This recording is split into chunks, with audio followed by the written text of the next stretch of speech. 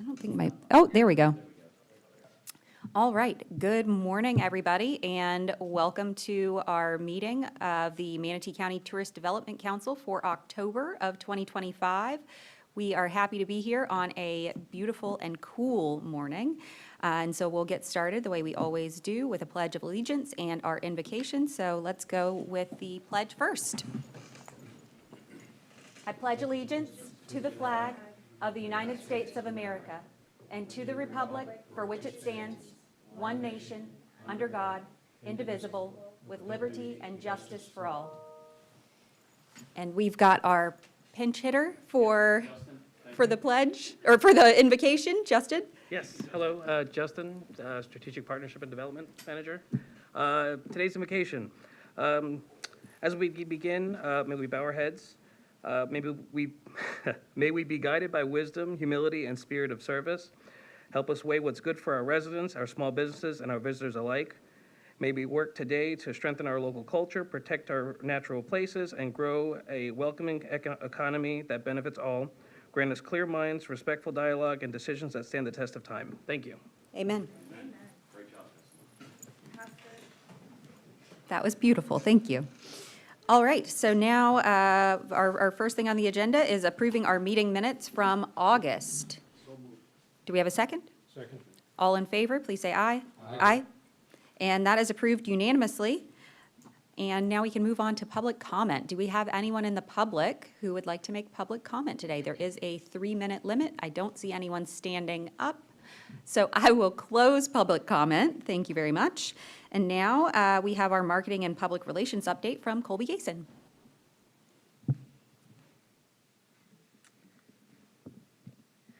Good morning, everyone.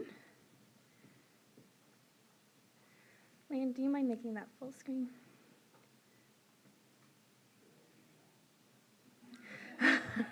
Good morning, Tony.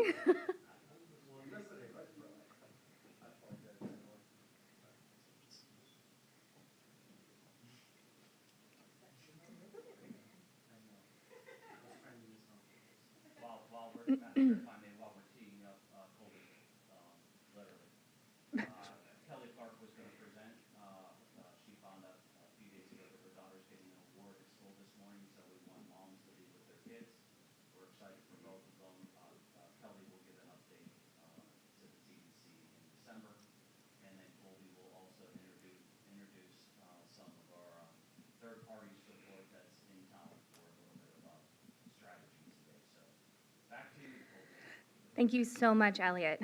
I don't have children, so I'm able to be with you here today. But equally proud of Kelly and her daughter. So today I'm going to give you a brief recap of what we've been doing the past 6 to 8 months and give you a look ahead of what we have planned as we move into this new fiscal year. Behind me, we have Jen Carlisle from Manatee Media. She is a woman of many talents. She oversees what we call the Honey Badger section, which is kind of the southeast of partnerships for Manatee Media. We fall under that umbrella, specifically within Florida. They oversee our website PR and our digital marketing, and they have also helped us just recently reproduce our destination guides because we blew through them, which is a good problem to have, and I'll mention that. Also behind me is Brianna Francis. She is the PR director, also with Manatee Media, as they are also our public relations provider. So they both kind of work in two different entities, but as a whole, do a lot for us in services. Not here today is Falgren Moortine. They are our creative service provider. They also provide a lot of day-to-day creative. They are our creative strategists. They handle any kind of creative copywriting needs we have. They also developed our new marketing strategy for this year when it comes to our new campaign that we rolled out in the spring that we'll be moving forward with into this year. That's already performing really well. So with that, I'll move forward and happy to answer any questions as we go along. So leisure marketing, we had an interesting start to the year. Anytime we're faced with adverse situations, we always want to make sure that we get ahead of the messaging, and that's exactly what we did. We turned on our marketing as soon as the destination told us that we were ready. That's because we have amazing partners who worked together, so it was more of an opportunity to keep up with them. So we were very aggressive in our marketing, we were very strategic in our messaging, and with that, we also sought out opportunities to really make sure that we were getting directly to travel intent, high-end consumers, that they're who we speak to on a consistent basis. But again, we wanted to be a little bit more aggressive to make sure we were really getting those impressions and that ROI that we really needed coming out of that situation. And let me tell you, we had a fantastic year. As you can see, we had over 82 million impressions alone. That's phenomenal.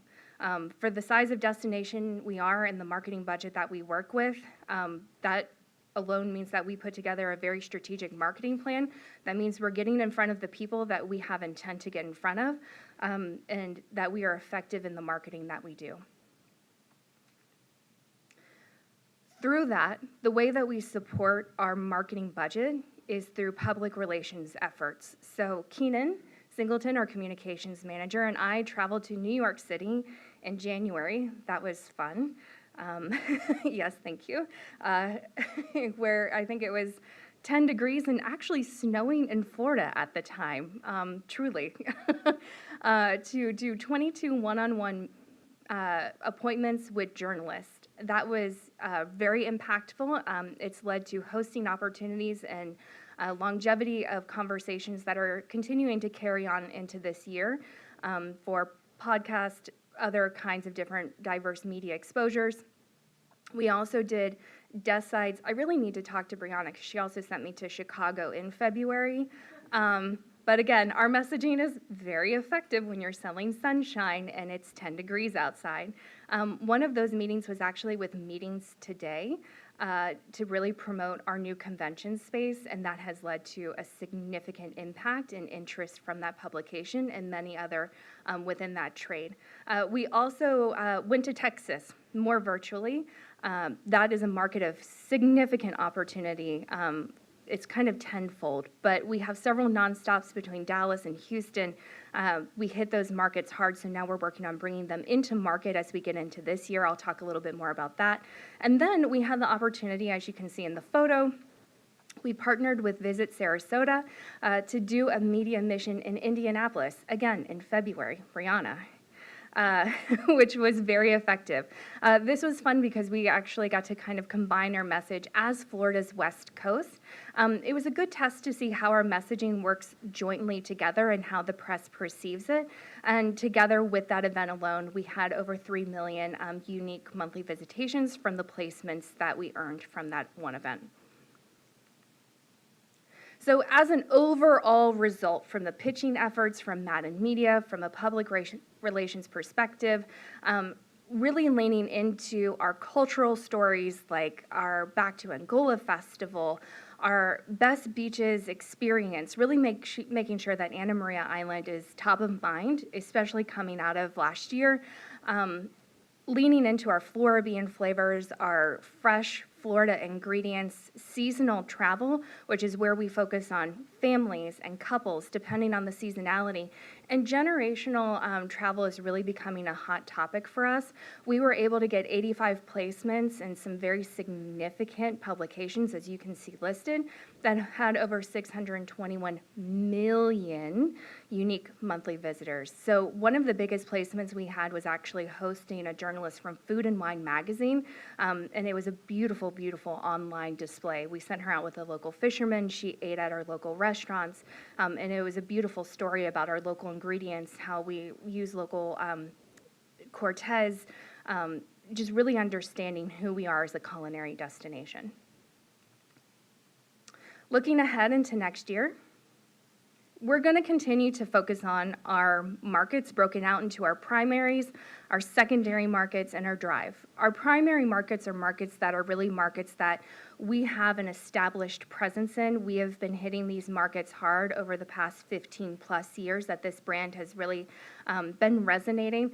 New York, Pittsburgh being those very, very well-established markets. Obviously Pittsburgh because they are our sister city, and New York is kind of our tried and true. We've seen it be reliant during adverse situations, blue sky situations. That's really a market that no matter what, we always can see strong impressions and visitation from.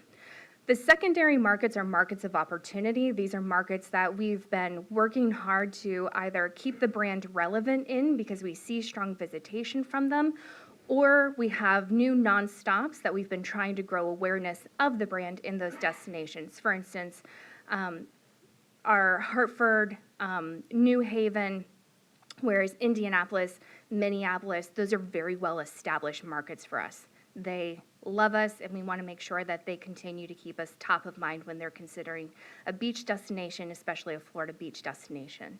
We also see very strong drive market. We are really leaning into the new nonstop from Miami. Miami was already a very strong drive market from us. They are affluent.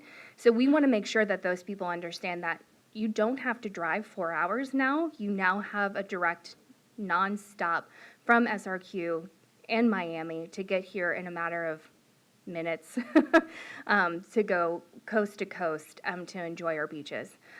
Orlando is the same way. West Palm Beach is a market we've been tapping into that we're growing brand awareness in. Jacksonville, and then Atlanta is one that is both drive and fly. This is a breakdown of our marketing plan for this year based off of spend. Now, we will always, always, always go after women. Women are our bread and butter. They're the decision makers in any household when you're going on a trip. Sorry for any other, if you think otherwise, but they are. So, honey, where are we going? We're going to Anna Maria Island. That is what we like to perpetuate, and we want to keep top of mind. We are also targeting households with median incomes of $125 and up. Quiet luxury is really something that we've been leaning into, and we're perpetuating throughout how our creative looks, how we're targeting people from a digital perspective, and we're also relaying that through our public relation messaging. Seasonal marketing is really big for us. Right now in the fall, we're really going after couples, always families, but then we shift a little bit more into families as we get more into the year.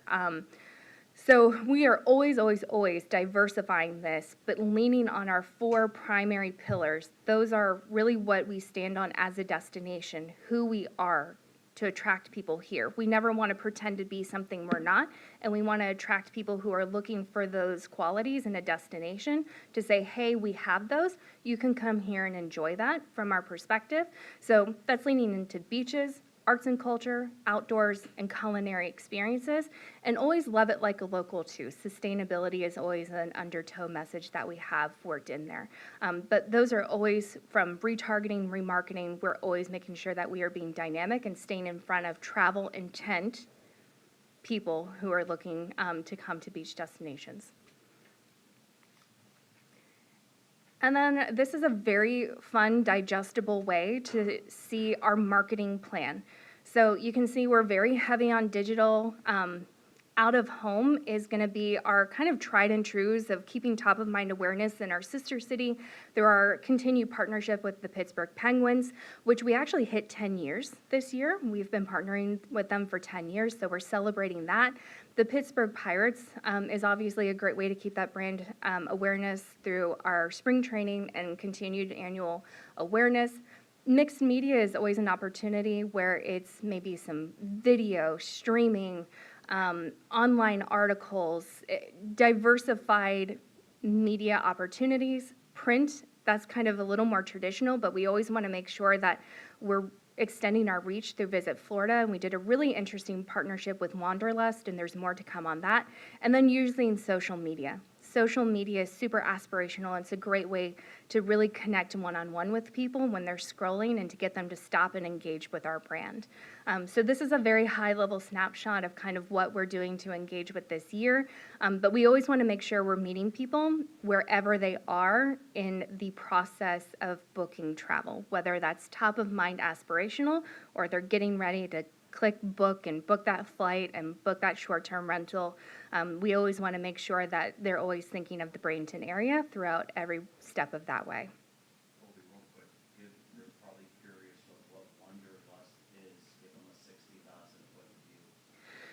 Yep, so Wanderlust is primarily a UK publication, but they are probably one of the most predominant print publications, I would say, in the world.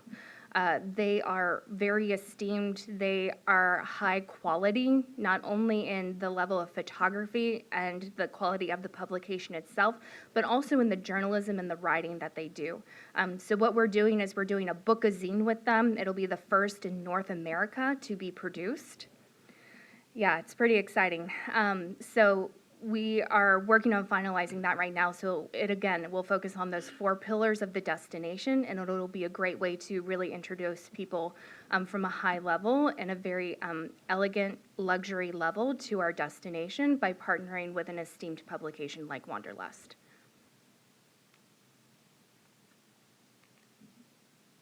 From a PR perspective, we're gonna hit Texas still. We're gonna go into Raleigh-Durham, my hometown. Really excited about that because we have a nonstop with Bree, so that's an opportunity to make sure they know who we are. And then we just completed a very successful media mission to Pittsburgh. Again, keeping that top of mind awareness. Those are those 2 good examples of how we're keeping top of mind awareness, but also growing awareness in destinations through public relations.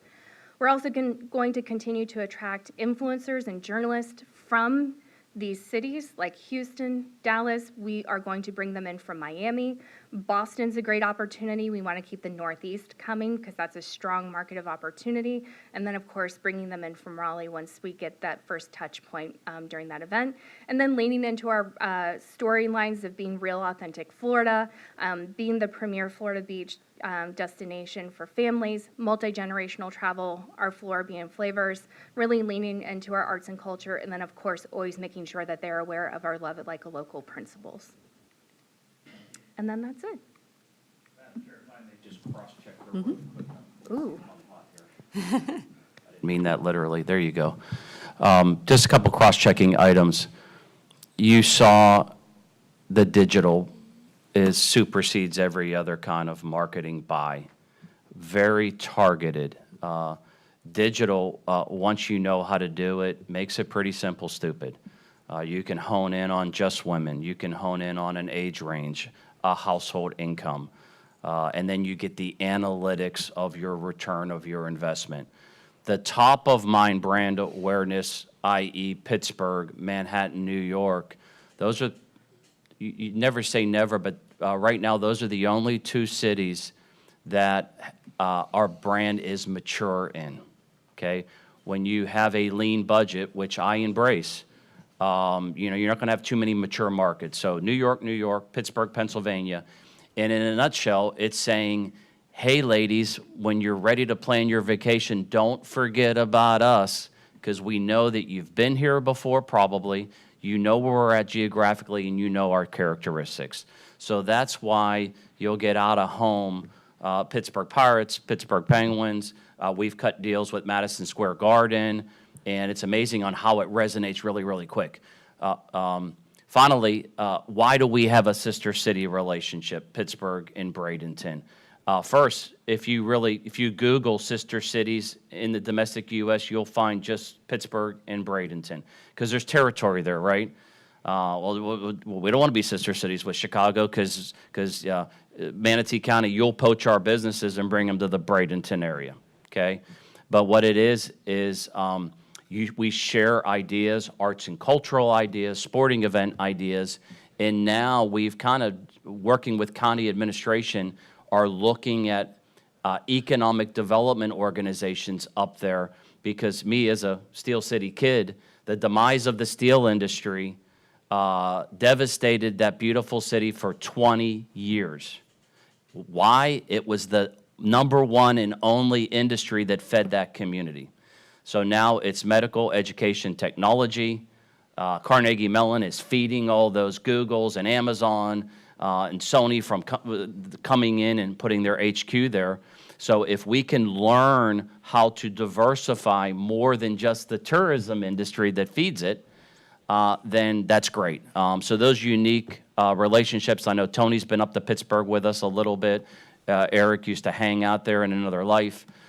So it makes it kind of special. Finally, Brittany McFarland, raise your hand right there. So Brittany, we knew her as a student at USF, graduated with the highest honors. She interned with us, and then she started working part-time, and then another department hired her full-time, government affairs. I joked with Casey Zempel saying, oh, he goes, sorry, we took Brittany. I said, don't worry, we'll hire her back. I was kidding. Guess what? We hired her back. And now she's our marketing coordinator supporting, what's your name, Colby? Yes. Thank you. And look at the smile, the personality traits. She's got a very high ceiling. So we're blessed to have a lot of talent working for a guy like me who just gets by mentally. Thank you.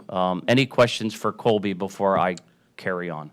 Madam Chair, if I may. Colby, I'd like to say that was one of the most articulate speaking engagements in regards to exactly what you've laid out here as far as what we've got going.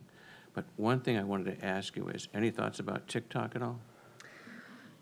That's an excellent question. So per government regulations, we cannot directly be on TikTok. But one way we are able to have a presence on TikTok is by hosting influencers who they themselves may have their own TikToks. So if they come here, they develop reels, which are videos for social media. They then post those on their own social media that promote the area. That's a way for us to still have a presence while we can't directly do so. All right. I've noticed there are many hotels and resorts on the island that are starting to utilize that format. And Eric, I was going to say, I just learned something. I just remembered that let's talk about that. Because if it's Manatee County policy, let's look at that. I think it's policy and not Florida law. So we're gonna dig into that a little bit further because sometimes, Madam Chair, we can do things a little bit different than how the ad valorem tax is used. So yeah, let's follow up with that. Thank you for bringing it up, Eric. Hey, Colby, just one more thing. Has anyone done a study on, as far as the island goes, the average return guest percentage per se? For instance. By visitation or spending or? No, visitation. Yeah, first-timers are going to be, we're right around 90% within 12 months. No, I'm talking about the second and the third. Anybody done that? We're not tracking it. Yeah. You're not? No, sir. Why?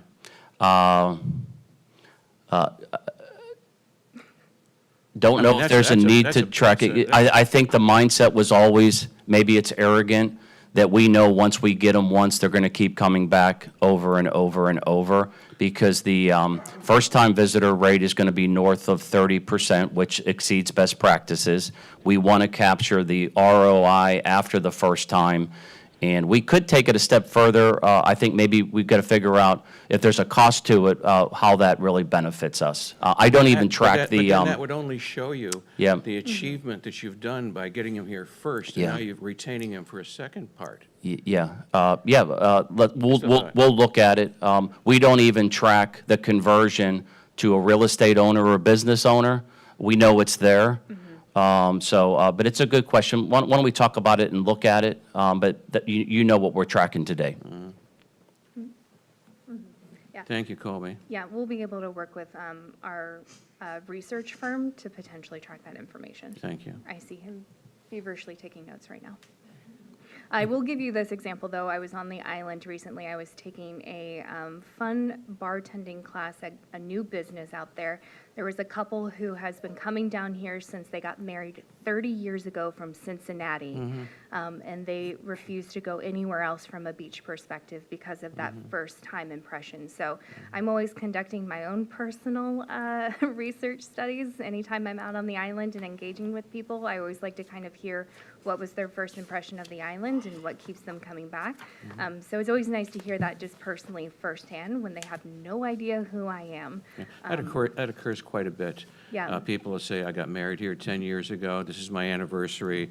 This is the third time I've been on the island. I love it, you know. Yeah, but it would be nice to have something that's actually firm and we can attribute to. Thank you. Thank you. Thank you, Madam Chair. Colby, great presentation. Thank you. Seeing you were on deck. Do it. This might sound pretty stupid, but what do you mean by impressions? Yeah, so that's how many people have seen our advertising. So it could be a good impression or a bad impression? We see them all as good impressions. Okay. That means they're getting in front of the people that we have intended to see it. So I really wouldn't quantify it as a bad impression. Okay. That means we're getting it in front of those women who are travel intent and they're meeting that average household median income that we want to get in front of. Okay, the next dumb question. Not a dumb question. UVM, could you define a UVM? Yeah, so a UVM is a unique monthly visitor to, so let's say you read the New York Times and you check it every day. That check from you is a unique monthly visit, and that leads to the quantifying number that they have at the end of the month for a readership perspective. It's kind of the new age way for any digital publication to gauge what their readership is from Okay. a digital perspective. Okay, and I take it the primary and the secondary cities, most of those cities have nonstop flights out of SRQ? All of them. Yeah, I've always kind of, when people say, how do you establish your target market? There's a lot of different ways to establish it and really leaning on third-party research. But I go remedial for Elliott is follow the nonstop flight. Not all nonstop flights align with our target, but most of them do. It's Northeast, Midwest, Texas. Because it makes it easy for the people to It get. it does, and then you're partnering with the airline, so you're getting an extra push there as well. So you'll see a little statistic with Isaiah on how SRQ now deployment has gone a lot higher where Tampa International's come down. Used to be totally the opposite, so it's working. You brought up a really good question that you called dumb. I don't want to assume. The digital buys are on platforms that people have intent to travel. So when there's an impression, okay. they're curious That's the of the part- characteristics to consider the vacation here. Yeah. We're not, if you're on Amazon buying, something for your house, our banner's not coming up there because you don't have intent at that point. Very important to know. Yep. Now I get it. Thank you. And Thank you, I will say too that in these different markets, though they're all nonstops, they all may have different interest in our destination.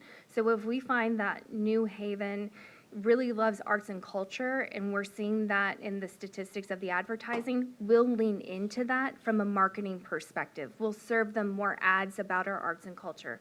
Or if, Chicago wants more culinary experiences, we'll give them more about what kind of culinary experiences, toes in the sand dining that they can have here. So there's a way for us to continue to diversify and give more direct marketing, even within the segmentation of how it just being a nonstop.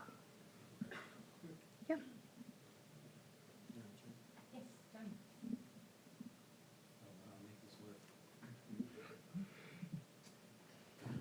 So with the digital ad spend, you talk a lot about impressions. My question is, how many of those impressions are you leading to the website, right? It's Bradenton Gulf Islands. Your team has done a phenomenal job with that website. I've kind of dove into it. The content that you put on there, the video, it's really, really good.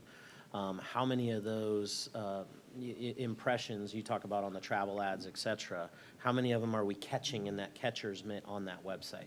Excellent question, Tony. I believe last year alone, we had over 1 million visits to our website, which is very significant. Again, that means we're doing a lot with a relegated budget, and we're being very strategic and direct in the marketing that we're doing to have an impact. So that's why we're continuously working with our website to make sure that we're continuously developing it, to make sure we're putting content on there to where if they're looking for culinary, we're sending them to that content on the website to keep them engaged in our product. Yeah, that's good. I think, and as everybody said, great job on the report. I'd just say one thing to include on there is specifically the web, kind of the web presence, the web traffic, and kind of highlighting all that you're doing there and celebrating the arts and the culture, the things to do, the places to eat, the places to stay.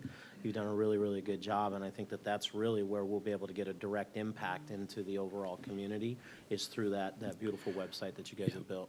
Let me color commentate Colby for a second. And Tony, thanks for bringing that up. We plan on once a year going over analytics on our website. Remember, the website is the heart. Everything should be driven to the website. We're working on what we call a microsite for the convention center, okay? The website, I am who I am. The website isn't where it needs to be, where we want it to be today. So if you think it's good now, it needs to be a lot better to meet best practices. So that is just a moving part. You never, a stagnant website is a terrible website. So, but we have a team in place to, we've made good strides, a little bit ways to go. Probably by the end of the holidays, it'll be where we want it to be that meets total best practices. But yeah, everything goes right to the website, right to the website. Like the Anna Maria Chamber, why do we have a partner with them? Because organically, your wife's in New York, and, oh, Tony, let's go to Anna Maria Island. You Google Anna Maria Island, they're going to be right at the top there. You click on Anna Maria Chamber. Now it goes to the website. So our support as a TDC with that chamber helps them with best practices on that website. So we get them right there as well. So, it's a puzzle, right? So it's not just all about our website. Yeah, no, I just wanted to bring that up, that's such a big, piece to this whole thing. We call it, in our house, we call it the catcher's mitt, right? Like, so what are we actually catching them on? And that website is such a big component to everything. And I love that you're trying to stay, top of mind, current, right? We innovate, we don't imitate. I think that's a great mindset, so, good job. And just kind of for the record, I was the one who told my wife we're going to Anna Maria Island, by the way. She didn't tell me. You're the exception. I'm just saying. Thank I you for almost being made a the comment, but exception. I'll refrain. Thank you very much, Colby. Thanks, That was Colby. Great wonderful. job. Yeah, thank you. Do we have any other questions, comments? All right, we can move on. Elliot's going to talk about City of Holmes Beach multimodal path enhancements. Thank you, Madam Chair. As most of you, maybe Tony and Commissioner Diggins wasn't on the TDC yet, this came to us about a year ago, and Dave said maybe two. And, there was some adversity last year, so I think that I told the Board of County Commissioners I lost track of it last year, totally honest. The Board of County Commissioners and the City of Holmes Beach had a really good joint meeting not too long ago, and this came up. And when they came to us the first time, the TDC had questions about, are we integrating these pedestrian bike trails, paths, up and down the 7 Mile Island? And at that point, they weren't.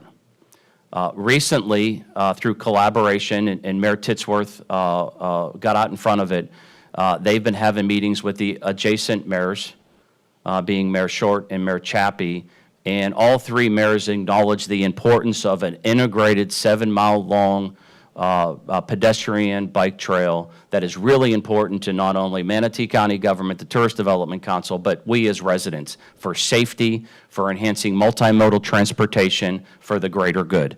Number two, going way back in time, almost 8 years ago, the county applied for a Tiger grant. That's a highly competitive federal grant that, and I reminded in the joint sessions that every city pledged money if Manatee County was awarded that Tiger grant. This TDC at that time pledged $1.2 million if that Tiger grant was awarded. Manatee County did not get that grant. I think it went to Miami. So I acknowledge that we're going to try to find that old application, dust it off, and see if there's another Tiger grant, because this is what I would call a seed that kind of recreates the focus to continue to enhance multimodal transportation on the island. Finally, we're having good communication with the City of Holmes Beach about trying to figure out a way to bring the ferry to the City of Holmes Beach. With this added amenity, it'll integrate with the people that board and offload on the ferry. So it all integrates together. So where we're at today is I acknowledge the Board of County Commissioners and the City of Holmes Beach at that joint session that on this date I would request a recommendation from the TDC so I can take that recommendation so the Board of County Commissioners can make a decision. The business deal is they're asking for $395,000 in change. The city of Holmes Beach is pledging $133,000 in change. Please keep in mind that the city of Holmes Beach is the second highest collector of the tourism tax, with unincorporated Manatee County being the #1 collector. Sometimes you don't make decisions, business decisions based on that, but I think any time that you can partner with a city that is really highly involved in tourism, it makes good sense. So with that, obviously Commissioner Dan Diggins is on the City of Holmes Beach Commission. We have Chad in the audience if there's any questions that I can't answer. If there's questions, we're here for you, Madam Chair, and if there's no questions, I'm going to seek a recommendation. Do we have any questions or follow-up from any of our members? Okay. Okay.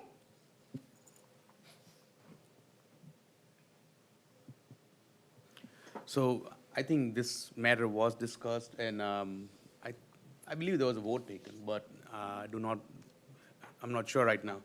But I do believe with all the improvements, which is going to really benefit all the tourists, all the residents, and how important they are, and how good they will be for the system. But the thing I see is we are trying to access a bucket of money which should not be used in this kind of, for this kind of purpose.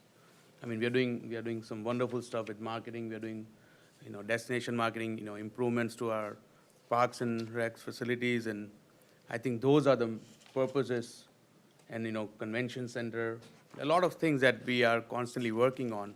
And I do believe that's the right use of the funds. Destination marketing is the reason why this fund was originally collected. There are easily other places like the MPO or the FDOT where this money should come from. And I believe that this is not the right use of the fund. Thank you, Mr. Chairman. Madam Chair, I would respectfully disagree. The amount of taxes that are generated out of the island and Holmes Beach would warrant this being addressed and being passed through. So many people are trying to walk down sidewalks that don't exist. I can tell you that in front of my business, there's none, okay? And it's something that I truly believe needs to take place, especially on the island. Thank you. Tony? I think I'm punished for being late, so I got the microphone that didn't work. Absolutely. Yeah, and I deserve it. It's actually my regular mic, so I think that's just a you issue. It probably is a me issue. I humbly admit it. But I'm actually kind of on the same page as Eric, Mr. Patel. I believe that the use of tourism tax, especially the way that I know that I'm the rookie on the board here and been here, 6, 8 months, maybe 8 months? I think it's my 4th meeting. In late twice. Yeah, but I mean, I can tell you, just diving in and looking into the numbers and the diversity that this tourism board has made recommendations, I think is really unique, and I think that it's important. Things like multimodal transportation is an amenity for tourism, right? It's almost an expectation, and I say that. I come here again. I've been working here now for almost 10 years, so I'm almost a local. I think it's like about 20 years till you can consider yourself a local, so I'm halfway there. But I did come from California, and I can tell you in California, multimodal transportation is everywhere. In the county that I lived in, I could get on an e-bike or in an e-scooter or, any other form of rollerblades or whatever, and I could access my entire county. And that was not just me as the resident, but that was also for the tourists that were coming there, and it's an incredible amenity. And I can tell you, being in the hotel business, people who visit the hotel are looking for things like that. When they come here, they want a jogging trail, right? They want to be able to have a place, like especially out on Anna Maria Island, to ride a bike. And I think that this is a perfect situation for us to contribute. Now, with that being said, I agree with you also, where the FDOT, right, and other authorities need to come and participate in these types of expenses, because it shouldn't be solely on tourism, because this is also for the residents, because they'll be using it as well. But I think that when the tourism board makes a recommendation to the county, I think it comes back to, well, who else is, right? Like, I've heard Elliot always talk about like a three-legged stool, right? And I see in this as kind of a two-legged stool. I think you got the city of Holmes Beach is contributing to this. I think that that makes sense. The tourism is contributing to this.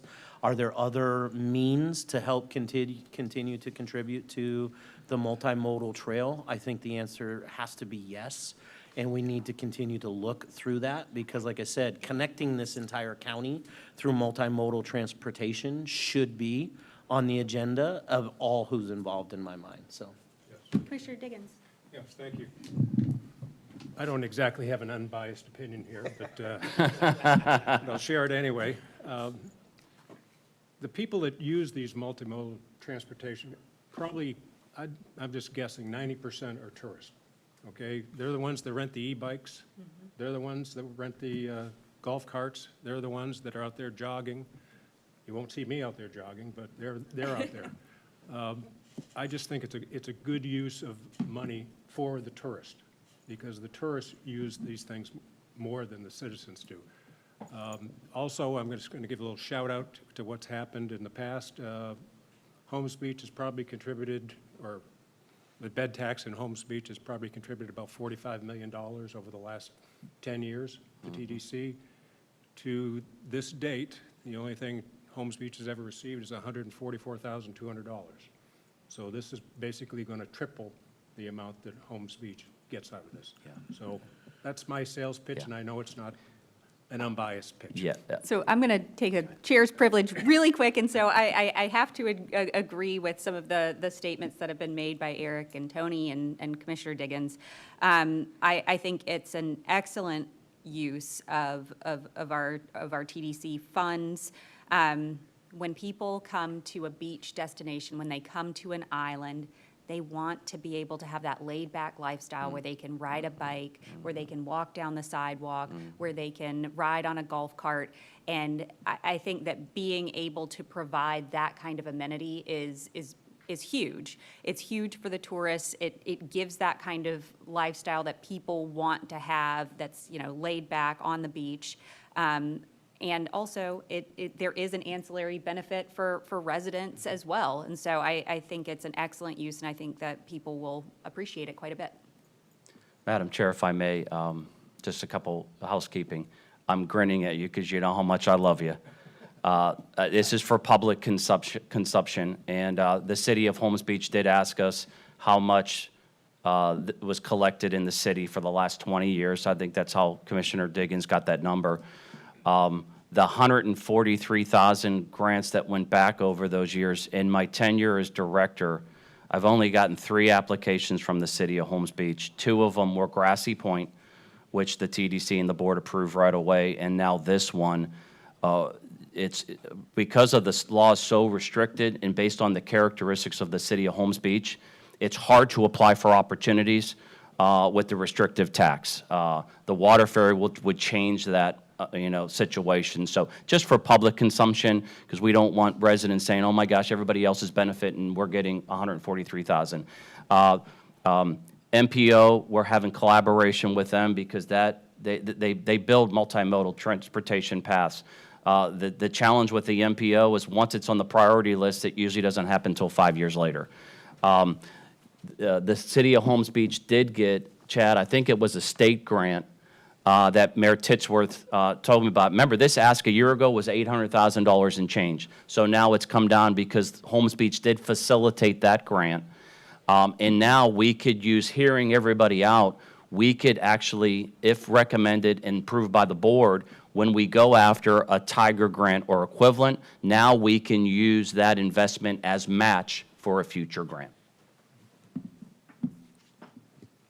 Any other discussion, comments? Yes. Thank you, Madam Chair. Again, this is going to be used to fill in gaps because there's multimodal pathways north of what we're talking about and south. And this is going to fill in that gap on one of our main thoroughfares. We only have a couple of thoroughfares in the island. And then it's going to also add a 5 foot, 6 foot? 8 foot. I knew it was one of those numbers. 8-foot sidewalk from the main thoroughfare directly to the beach. That'll be 5. Okay, thought it was 5, okay. So again, it's not doing the whole island, it's just filling in Yeah. the gap that is open right now. From the park to the, Correct. to the entrance of the beach. Correct. Tony? Can I borrow your mic again? Yes. Thank you, Dan. Yeah, exactly. I want to owe you a lunch, I think. No, the question that I had is there a study, because Manatee County is well on its way with being able to provide this multimodal transportation. There's pieces of it throughout this entire county. And really, it's just missing some connectivity in certain places. The Legacy Trail, as they call it, and I know that the FDOT does have certain pieces of this on their radar. But my question, and I haven't looked into the connection, I'm focused more kind of urban core. The Bradenton Riverwalk is gorgeous with that new bridge and the multimodal transportation that's going to connect the convention center and the city of Palmetto. But what is the connectivity with this multimodal trail from the island to the mainland?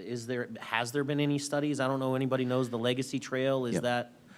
Yeah, Charlie Hunsaker's heading up the trails countywide, and he's really good at it. I think the funding's now kicking in, so we're going to see even in the urban core, we're going to see an evolution there.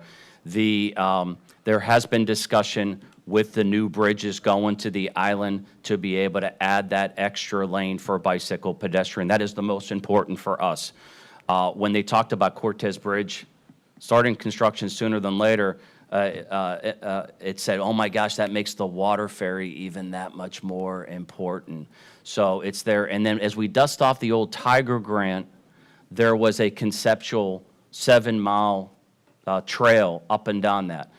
It's tough. Total respect, all 3 cities. It's tough to have 3 cities within 7 miles. So part of the dynamics is to get everybody on the same page. As we sit here today, I feel really, really good that the 3 mayors led by the 3 commissions communicate well, and they embrace that, what we're talking about this morning. So it's an opportunity. If you want to get in the mud with Charlie Hunsaker, I can help you do that on trails. Yeah, you know, I have a bit of a passion for that. I think that it's, like I said, we're well on our way. I mean, and with the water ferry system combined with multimodal transportation, I mean, I've told everybody, like, if this whole thing gets executed, I believe this community deserves to be nominated for Riverwalk of the Year. I mean, if you think about it, miles of multimodal transportation, waterfront with a water ferry connecting you to the beautiful white sands of Anna Maria Island, which is our #1 amenity.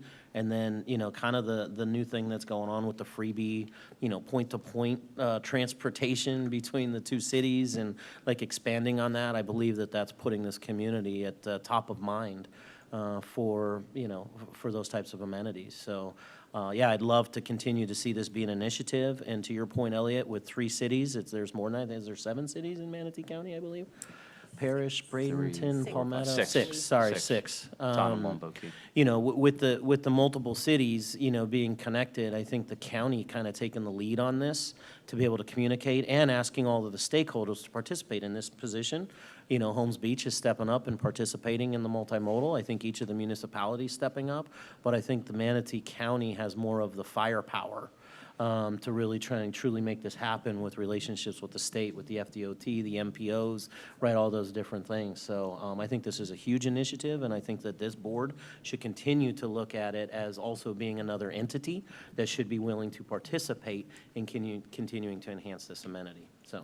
Sure, and I can provide just a little bit more on what we're doing with regard to trails, and there's a big effort actually to put trails all through Palmetto, which is going to be really important. So we've got our Legacy Trail as well as our Gateway Greenway Trail, so we've got an east to west and a north to south.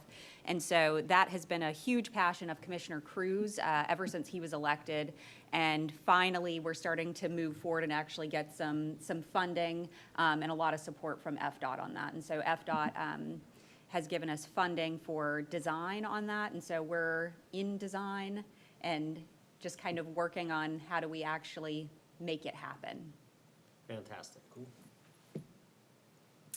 All right, so with that, I think that we do need action on this, so we would need a motion for a recommendation. I'll I'll make the motion. All right, do we second. have a second? Okay. We have a motion and a second. All in favor, please say aye. Aye. Do we have any opposed? All right. Awesome. Passes Thank you all. unanimously. Thank you. All right, now we have a tourism update from Isaiah Lewis.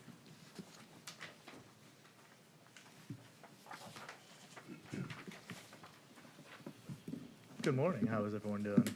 Very well. All right, I just need to wait for our presentation to load up, and then I can kind of get into the data for you. I'll be a little short and sweet with it here today. We're going to cover the June to September time period of our data collection. That's technically our quarterly period. I want to note for the record, though, that this will be a little bit different next year. Next year, we'll be doing July to September. We started our research process in June, so we wanted to make sure that data was included in our report, but you'll be seeing quarterly reports from us. So October to December will be the next, January to March, April to June, July to September.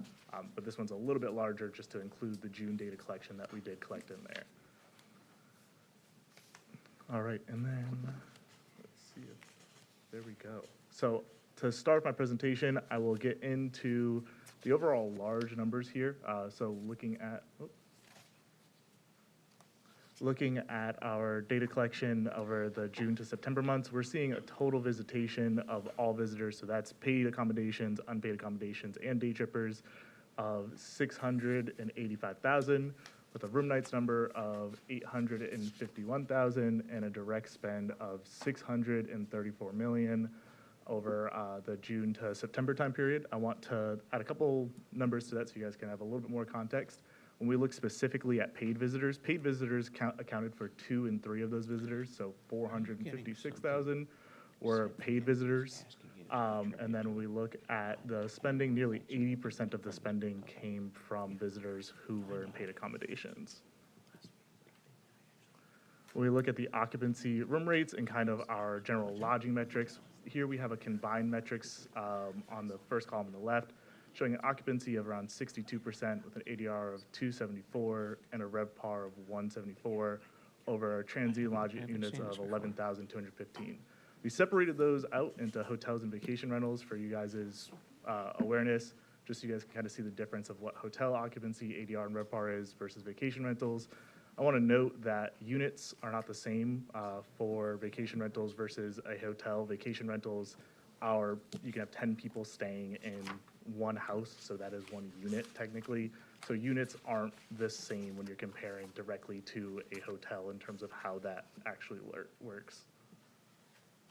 Next, we'll look at the travel party size and length of stay. The typical travel party size, so the average was around 3 people in June to September with a length of stay of 5.4 nights. And we look at the visitor origin of where those visitors are coming from. It shows that our marketing efforts are doing really well. We're seeing 212 visitors visiting from Florida, 212,000 visitors visiting Florida, 143,000 visiting from the Southeast, 116,000 estimated from the Northeast, and then 164,000 estimated from the Midwest, with the West and international following up those at around 20,000 to 27,000 there in our estimates. And we look further at international and where those international markets are coming from. You're seeing a heavy visitor in the international markets from the UK and other Central European countries, which is down there in the footnote. When we looked closer to kind of see, hey, where are those direct markets coming from? Your top 3 markets, a couple of drive markets with Tampa and Orlando, followed by New York City, and then the DC DMA is also in there as your top 4 markets of origin. Next, when we look at our visitor arrivals, we're seeing that 52% of visitors drove in June to September, with another 26% saying they flew into SRQ, another 13% saying they flew into Tampa, and another 9% saying they flew into Orlando International Airport. And then another less than 1% saying they flew or drove via other transportations. As I said, that was short and sweet for you guys, so that brings me to the end of my presentation. Let me know if you guys have any questions. The full version of this report, Elliot has back with the team at the office, so we can go dive into anything if you guys have any questions after that. Commissioner Matt? Diggins? Oh, I'm sorry. Eric, I'll take you next. Yeah, Isaiah, just if you can go back to the slide that shows the visitor origin, This one? that one right there. Yep. Yep. Okay, do you have numbers from past years so we have a comparison? So Our data collection started in June to September, so we Okay. don't have a direct apples-to-apples Okay. comparison. We don't want to compare to the previous vendor because their methodology was different than how we do it. Okay, I think So you we- told me that yep, last meeting. So we don't want to, I'm not trying to compare directly to them in our research. You'll see next year direct comparisons once we get to a full year of data collection. But since this is our first year doing this and we're in our first months, we're just showing you what we have collected so far through our data collection So process. this would be a good question next year then. Yes, next Yeah. year you'll have a direct comparison to what this looks like around this time period. Thank you, Madam Chair. Madam if Chair, I I'm may. going to color commentate Isaiah here a little bit. Yeah, that was prefaced. The methodology is minor, but, 2, 3, 4%, it means a lot to some people. We're trending right now, probably down in that 3 to 5% kind of range overall visitors in. And pretty similar with Sarasota as well. We target an upper middle-class clientele that isn't as bothered with all the societal dynamics that we see watching the news every day. So we have a little bit of a competitive edge because of the target, especially like in the United Kingdom, Germany. So you're seeing that uptick now, that 20,500. Really, like Colby said, we're gone from families, couples to couples domestic, and that's where you need your push from the Brits and the Germans and the Swiss and the Austrians as well. But what I like about this is it's pretty consistent from Northeast to Midwest to a little bit even the Texas of the numbers coming in. The summertime, you're going to have supersede everything the drive market. Drive market meaning Atlanta, 8 hours, within 8 hours or closer. And to intentionally add to that, we work with the rest of the Southwest Florida divisions of tourism. So I can kind of give you guys an idea. I can't be direct of what their numbers are just because that's their proprietary data. But if we're looking kind of over that July to September time period, you are seeing your neighbors to the south have similar numbers that are a little slightly down year over year. When you look at a little bit further south, when you're getting towards those areas that were affected by the hurricanes last year, their numbers are slightly up because of the hurricanes. So their numbers differ slightly because of that. Because they lost so much visitation in July to September last year, this year is now slightly up because of that. But we are seeing nationally on trends, and I know we don't want to get too much into nationally, but in the state of Florida, what we're seeing is a June that was really strong, a July that was very strong, a little bit of a softening in August, and then a bigger softening in September. That may not be necessarily match what is happening here in this county, but we are seeing that in other destinations in Florida that we work with. Eric? Thank you, Madam Chair. Isaiah, if I may, where are you getting your stats from? I mean, kudos to my team and staff. We've got the highest rating on the entire island through TripAdvisor. And your predecessor or the other company that was doing this would send us this via email, and we would fill in the blanks for them. So I haven't received any of this. So in terms of where our data collection is coming from, our data Correct. collection is. No one has contacted my resort in regards to filling in these blanks on percentages that you have just, For this slide, is what you're talking about, the occupancy rate Anything, slide? just anything. So our data collection is visitor profiling, which is collecting surveys in person at different locations around the county. If you would, I'd love to partner with you, so if you want to give me your contact Please, yes. information, we can connect on that, and I can connect with Ekaterina, who's managing certainly. on our team. But Yeah. in terms of our occupancy study, we are sending that out to the hotels in the area. We would love to have you included in that. If you're not included in that as well, I'll check with our team when I look back at the data to make sure that they're part of the process. But we're also looking at key data, which is a vacation rental and hotel supporting platform, as well as DBPR for looking at sourcing our data specifically for numbers like this, which include our occupancy and room rates and things of that nature.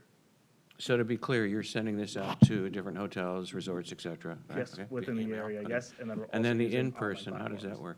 In-person data collection is used via iPads, so we hire interviewers who live here locally, so we hire local residents to go out to different locations, whether it is your beaches, different hotel properties that work with us as well, or other outdoor locations of things of that nature, kind of attractions.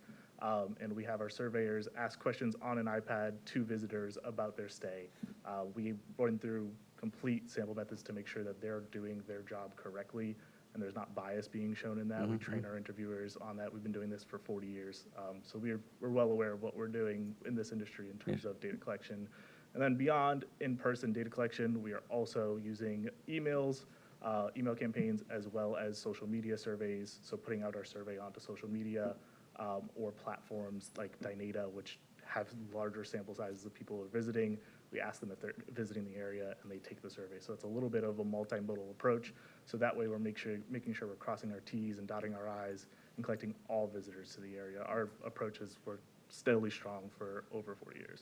Thank you so much. This is very well done, I must say, very well done. Madam Chair, the surveys known as interceptors in our world will move around the teams based on seasonality. There may be time when we plant them at a signature event in downtown Bradenton or at Premier Sports Campus for a major, or even the Outlet Mall. In most cases, they're on the island, on the beaches. I think your sample size needs to be on the short-term rentals, at least 10%. To get to the methodology that you need to get to. So thank you for telling us you're not getting the questionnaire. And Isaiah, if I could just ask a question really quick about the breakdown. So we have our Midwest, and that's the geographic breakdown of our visitors. So we have international, and I know that I always hear Canada just kind of gets folded in elsewhere. How are they folded in here? Like, are they folded in kind of split between Northeast and Midwest, or is it just not a large enough sample size to count separately? Do you want to answer that? I did that. Ontario's very small, not consistent with other West Coast destinations. I'll say it, I mean, we may get 5,000 overnight stays out of Ontario in a year. And it's driving me crazy. The previous research would say, Canada's down 2%, 2% of nothing's nothing. And then the media would say, oh my gosh, Canada, not Joe, Canada's down. And so I said, put it into North America or Northeast. We've looked at Montreal, a little bit more affluent.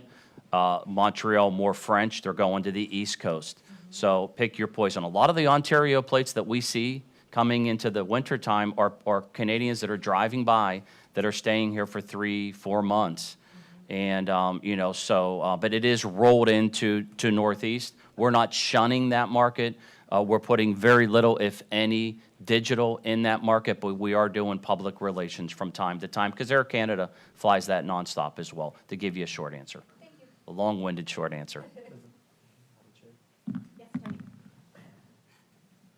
So I think there we go. I think these are all good questions. I do have to admit, I think I saw an email from your firm, and I didn't. I don't think I responded, so I have to get you the right email. Did you respond, Christian? Oh, never mind. Thank you, Christian. Christian does all the work, so that's a good thing. So I did see the email, and I'm glad that Christian was able to respond. I have some follow-up questions about data collection as well. Number one is, do you utilize tools like Smith Travel Research and CBRE? Like, is any of that data included in your data gathering? Okay, so with Smith Travel Research, the CBB does not have Smith Travel Research, so we don't look directly at it, but we do have it in other counties, so we're able to kind of see how that is moving, but it's not directly used in our calculations there. I highly recommend STR. We have no interest in being members of Smith Travel because we have down St. Germain's. It's worked for years. It's best practice. If we're bringing on Smith Travel, we're kind of looking over their shoulder to make sure they're doing their job. It's a simple report that doesn't Yeah, cost a yeah, lot of but there's a money, cost actually. to it. Not a lot. Yeah, so maybe you and I can talk internally. Yeah. It's always worked leaning on one research firm that are leaders in the state of Florida to get what we need to be successful. I think a data collection, including that, would be helpful, and we can kind of take that offline. The other question is the visitor origin. How are you tracking that specifically? Is this like GPS related, or is it all survey? Survey asking what is your home zip code address to the visitors, and then we are able to run our data set using Displayer to figure out what that region of origin goes to, what that market goes to, and where the state of origin goes to based off of their zip code. So we ask in our survey, hey, where is your home zip code? And then that information brings back to our results here. So out of the 685,000 visitors in the third quarter, how many surveys were actually completed to Yeah. get the overall math? That's a great question. We had collected, I think it's around 750 surveys, which statistically is very significant. In the 95% confidence interval, that gets you at plus or minus 3.5 and some change. If I'm doing math off my head of like, hey, you're in the margin of error of 3.5% data accuracy, which is very, very solid. And to get to that next level, because that's the next question of, hey, how much data to get to an even more statistically significant sample size, that becomes a compounding number. So like from 700 to get to double that, 1,400, only gets you down about less than 0.5%. So it gets you down to like 3, which then you have to equate the cost of how much it costs to collect data from your interviewers and the different locations to get double the amount of surveys you're doing. So it's in that right pocket of, hey, you're collecting enough data to have a statistically significant sample size. This is a methodology that we work with without the state, or throughout the state in terms of sample sizes. This is a very strong one. Have you considered any GPS data? I know that it was several years ago now, maybe 8 or 9 years ago, I hired a GPS tracking company to be able to actually truly tell me. Yep. It's really scary what you can track, what we all do on this phone, just to let everybody know, like, if you pay for it, you can find out. But have you considered doing anything like that? They're guided by us. We will geofence signature events from time to time to collect data where they're coming from, what they're doing while they're in destination, but not every week throughout the year. Remember, to do what we do to bring prospective visitors to the county line, there's only a certain amount of data that we need. So I'm always, and Colby can tell you, to nauseam, I'm making sure that we're not, if you spend so much money on research and then you don't have enough of money left to market the brand, what's the point in the first place? So there's balance there. So through a lot of, never say never, we're always open mind, but we feel like we have a really good handle through best practices of the data that we need in the most efficient manner to meet the objectives for the county. There are going to be properties and restaurants that are going to drill down on certain data that we don't need that you want.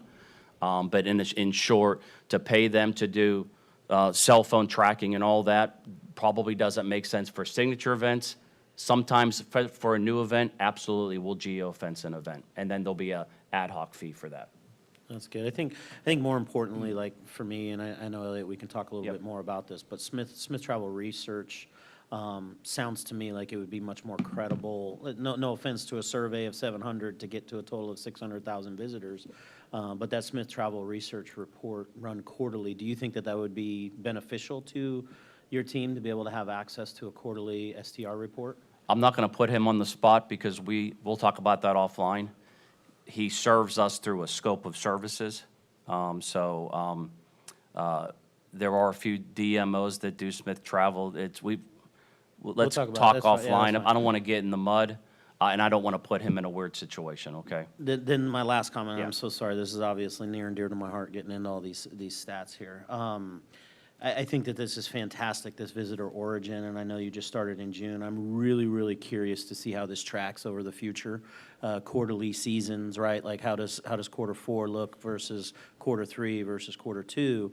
And then almost even more significantly than that, I think it would be good for us as a CVB to really, truly, and I'm sure you guys probably are, but paying attention to our neighboring counties and communities to just kind of have a really good idea on how their quarterly origins and where their target markets and where their origins are coming from. I've never looked out beyond that, but I assume that you guys are looking at that as well. To a certain extent. We partner with our neighbors. Certain times we compete. Sometimes we partner. A lot of it's brand position.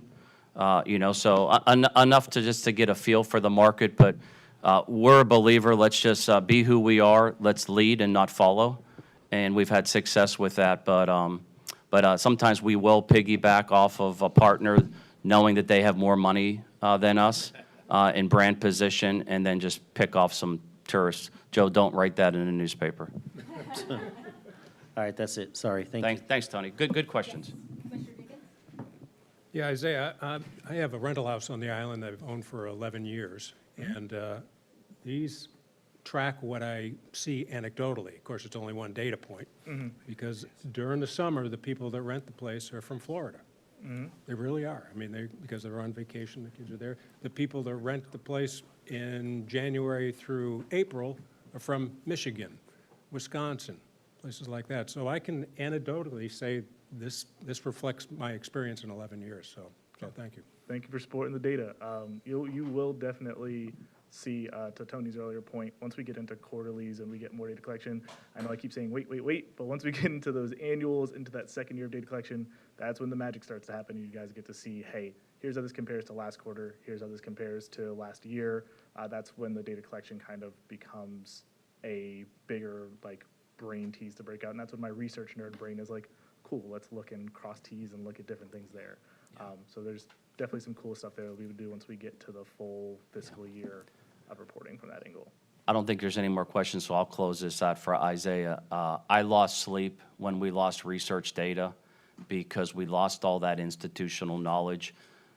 Now, we hired the leader in Florida doing what they do, but there's some case study without being to the point where when some DMOs change research firms, I've heard so many stakeholders say the numbers look so different. So that's where, and I lost sleep because it's like, okay, in about a year, we're not going to be able to match year from year and all that. And it's really, really close. But we'll get there. And we have a long-term contract with Down St. Germain. They're based out of Tallahassee. So we hired the right firm to get the data that we need to be successful. All right, thank you. Thanks, so buddy. much. Thank you. All right, and now we have City of Holmes Beach 75th Anniversary Celebration. Yeah, this is a quick one. So I didn't know until several months ago that the City of Holmes Beach is celebrating their 75th anniversary as a city. They're going to do some special events to celebrate that. We actually felt it was appropriate to partner with the City of Holmes Beach. City of Holmes Beach was really humble on this one. They appreciate that we approached them. So we thought we came up with a good win-win where we can sponsor it $15,000 to help with their activities. Colby and her staff would promote it on social media, in kind. So not only the residents can celebrate it, but some of the visitors that have become traditional visitors that may be in town during that. So we're asking for a recommendation, and any questions, I'm here. Any questions? All right, if no questions or discussion, we need a motion. I'll make the motion that we proceed with the was it $15,000? Yes, sir, 15,000. I'll make the motion. Second. All right, all in favor of this recommendation, please say aye. Aye. None opposed? That passes unanimously. And so now we can move on to any new or old business. Does anybody have anything they'd like to discuss? Tony? Sorry, last thing. I just want to brag a little bit. I just got back from the largest hospitality conference in the world in Scottsdale, Arizona, where I found out that the Palmetto Marriott Resort and Spa has won an award as Opening of the Year with Marriott International, which is a really, Amazing. really big deal. Yeah, thank you. They'll be making an announcement officially in Hawaii in November, and there'll be some press releases and everything that go out about it. But just thought I'd let the TDC know that we've got a very significant project that is bringing literally national and international recognition in the hospitality industry to this county. So thought I'd brag a little bit. Congratulations, that's very Fantastic. exciting. Yeah, really, Anything really else? Yes, Commissioner Diggins?